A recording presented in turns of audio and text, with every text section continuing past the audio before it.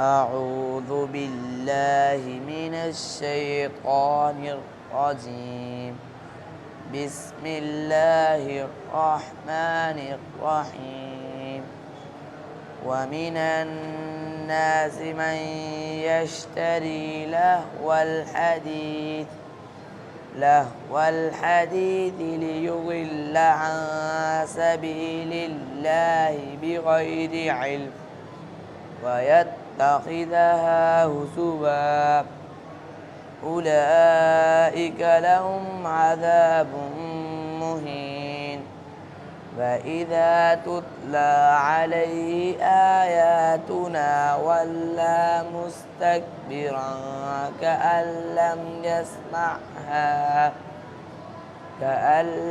يسمعها كأن في أذنيه وقرا.